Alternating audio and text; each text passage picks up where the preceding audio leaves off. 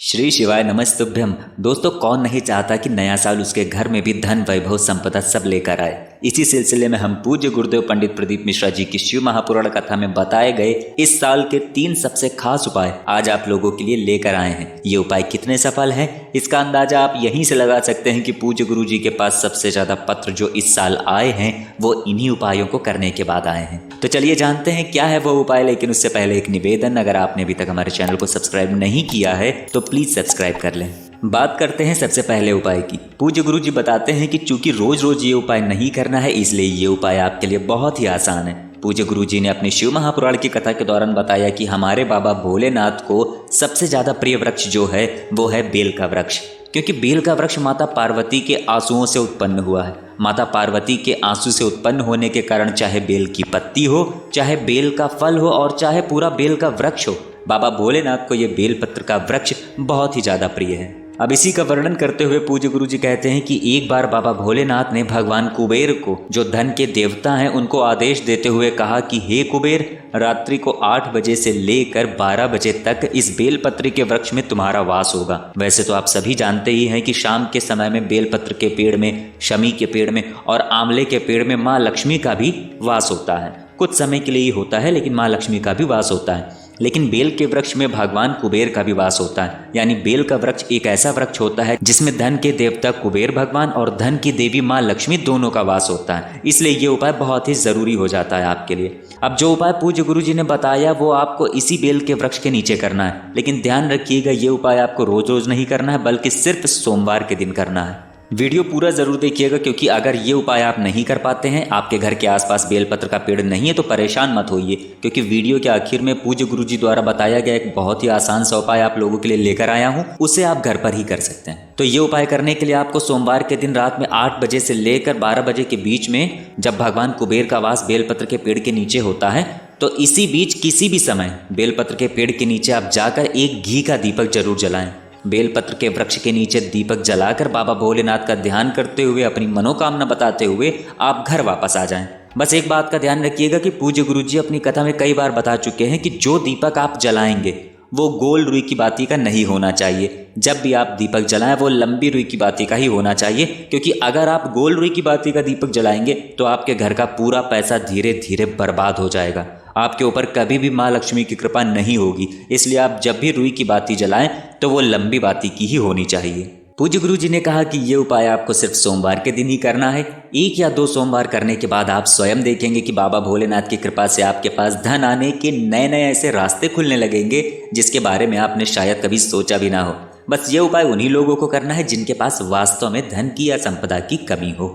अब दूसरा उपाय बताने से पहले आपको रुद्राक्ष के बारे में एक विशेष बात बता दूं, क्योंकि आप सभी जानते होंगे कि सीहोर में अभी फरवरी में रुद्राक्ष वितरण होने वाला है। इसलिए रुद्राक्ष के विषय में गुरुजी द्वारा बताई गई एक बेहद जरूरी बात आप जान लें। देखिए, हम लोग रुद्राक्ष धारण तो कर लेते हैं, अपने गले में पहन लेते हैं, लेकिन गुरुजी कहते हैं कि इस रुद्राक्ष का वास्तव में सही तरह से प्रयोग कैसे किया जाता है ये लोगों को जानकारी नहीं है। और जब लोगों को रुद्राक्ष पहनने के बाद लाभ नहीं मिलता है तो वही लोग फिर भ्रम में आकर या अविश्वास में आकर उस रुद्राक्ष को उतार कर फेंक देते हैं, जबकि सही मायने में उनको रुद्राक्ष के बारे में सही जानकारी होती ही नहीं है। अब सुनिए, सबसे पहले पूज्य गुरुजी कहते हैं कि रुद्राक्ष आप जब भी अपने गले में धारण करें तो उसे हमेशा लाल रंग के धागे में ही करें।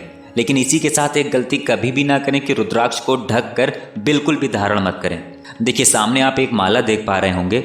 गुरुजी ने लाल रंग के धागे में बताया, तो ये तो माला लाल रंग के धागे में ही है, ये ठीक है। लेकिन यहीं पर एक बहुत बड़ी गलती कर बैठे हैं। इस माला में आप देख पा रहे होंगे कि रुद्राक्ष को कवर कर दिया गया है, यानी ढक दिया गया है। इस लाल रंग के कपड़े में इसे ढक कर पहना जा रहा है। अब बस इस रुद्राक्ष का कोई भी लाभ आपको नहीं मिलेगा, क्योंकि पूज्य गुरु जी हमेशा कहते हैं कि रुद्राक्ष जब भी हम पहने या धारण करें तो उस रुद्राक्ष को हमेशा हमारी बॉडी से, हमारे शरीर से टच होना चाहिए।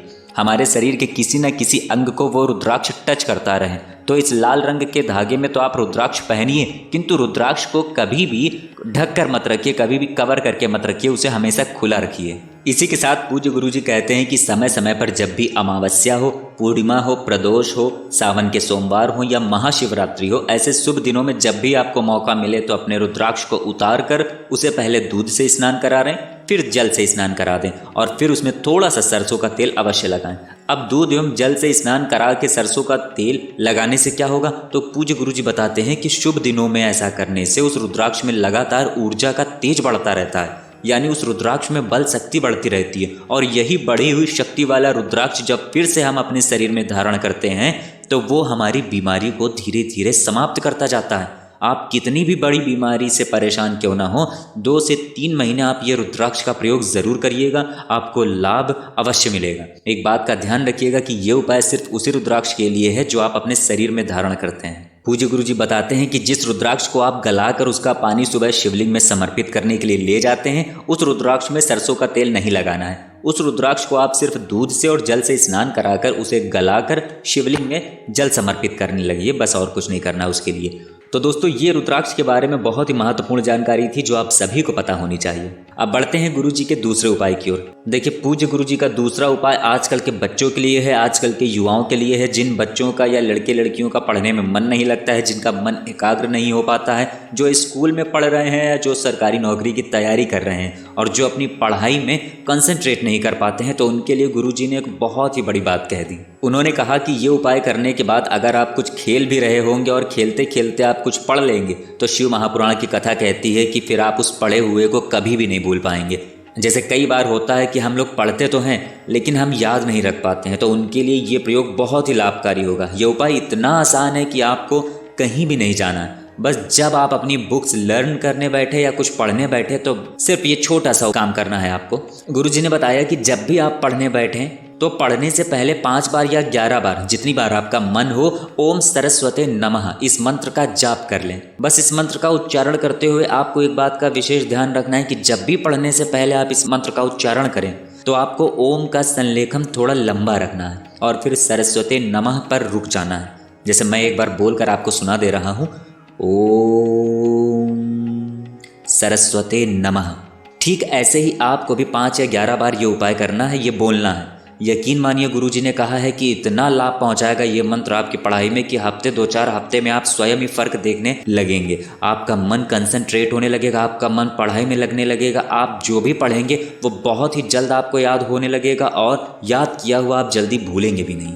अब बात करते हैं सबसे अद्भुत उपाय की, एक ऐसा उपाय जिसको आप हर मर्ज की एक दवा कह सकते हैं। यानी ये एक ऐसा उपाय है जो आपकी धन की कमी को दूर करके धन धान्य आपका बढ़ाएगा। अगर आप बीमारी से ग्रस्त हैं तो बीमारी से मुक्त कराएगा। अगर आपका व्यापार नहीं चल रहा है तो आपका व्यापार भी बढ़ेगा। और अगर आप कर्ज से परेशान हैं तो आपको अपने कर्जे से भी मुक्ति मिलेगी। पूज्य गुरुजी कहते हैं कि ये उपाय बहुत ही सुंदर है। सिर्फ इस एक उपाय से आपकी इन सारी समस्याओं का अंत हो जाएगा। बस बाबा के प्रति भाव रख के इस उपाय को करिएगा। पूज्य गुरुजी ने बताया कि सुबह सुबह स्नान करने के बाद जब भी आप शिवलिंग पर जल चढ़ाने, जल समर्पित करने जाएं, तो उस जल में थोड़ा सा चंदन का छींटा मार लें।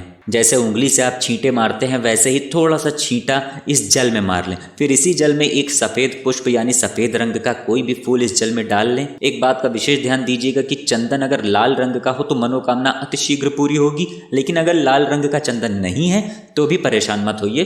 फिर आपके पास जो भी चंदन हो वो आप इस्तेमाल कर सकते हैं। अब ये जो चंदन है और सफ़ेद रंग का फूल जो आपने मिलाकर जल तैयार किया है, वो जल लेकर शिवलिंग के पास पहुंच जाना है और शिवलिंग में आपको धीरे धीरे इस जल को समर्पित करना है। लेकिन फिर एक बात, गुरुजी कहते हैं कि आप लोग जल समर्पित करते समय बहुत बड़ी गलती कर बैठते हैं। आप लोग जब भी शिवलिंग में जल समर्पित करते हैं तो उसे काफ़ी ऊपर से समर्पित करते हैं, जिससे उसके छींटे आपके पैर में भी पड़ते हैं। तो ऐसा बिल्कुल भी ना करिए कि शिवलिंग में जो जल आप समर्पित कर रहे हैं उसके छींटे आपके पैर में लगें। इस बात का आप लोग विशेष ध्यान रखिएगा।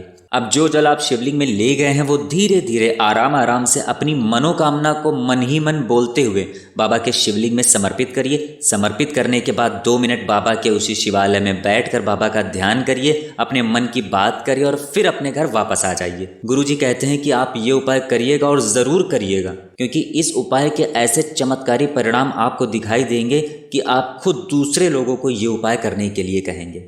बस बाबा के प्रति आपके दिल में भाव होना चाहिए, बाबा के प्रति आपके दिल में प्रेम होना चाहिए।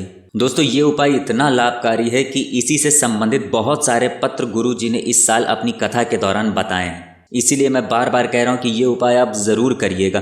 कुछ समय तक, हफ्ते, 2 हफ्ते, 3 हफ्ते तो ज़रूर करिएगा, फिर उसके आगे भी आप कर सकते हैं। वैसे गुरुजी अपने हर एक उपाय को 3 महीने तक तो करने के लिए बोलते ही हैं, लेकिन आपको फ़र्क बहुत ही जल्दी देखने को मिलेगा। तो दोस्तों ये थे गुरु जी के द्वारा बताए गए कुछ खास उपाय। अगर आपके भी घर में किसी भी प्रकार की समस्या है तो ये उपाय जरूर करिएगा, आपको लाभ अवश्य मिलेगा। मिलते हैं फिर एक नई जानकारी के साथ। भोलेनाथ की कृपा हम सभी पर बनी रहे। श्री शिवाय नमस्तुभ्यम।